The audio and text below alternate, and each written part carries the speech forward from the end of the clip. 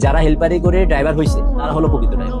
একটা ড্রাইভারের থেকেও দক্ষতা তাদের বেশি। যারা হেল্পারি করে ড্রাইভার হয়েছে তারা কখনো হেল্পারদের সাথে দুর্ব্যবহার করবে না। তারা জানে হেল্পারিটা অনেক কষ্ট করে, এটা অনেক কষ্ট করে তার সফলতা আসছে। ধরেন প্রাইভেট কার দিয়ে গাড়ি ড্রাইভারি শিখায় না, কত 5,000 না 10,000, 10,000 টাকা।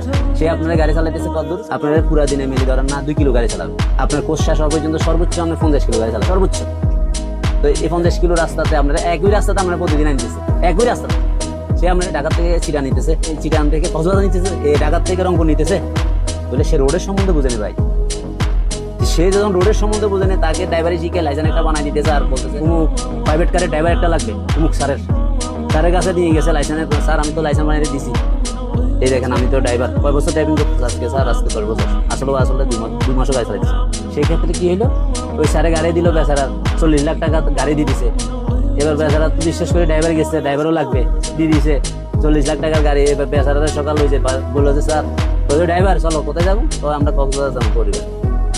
এবার গেলেও ওই তো পাইছে আর পাইবো, জীবনে তো টাং রোডে গাড়ি চালাইছে জীবনে চালায়নি। এবার কক্সবাজার যাবে, কক্সবাজার এবার যাইতে দেখেছে দাঁড়া করে কি করছে, ট্রাকের ফোন দিয়েছে, ঢুকায় সব পরিবারের সবাই শেষ।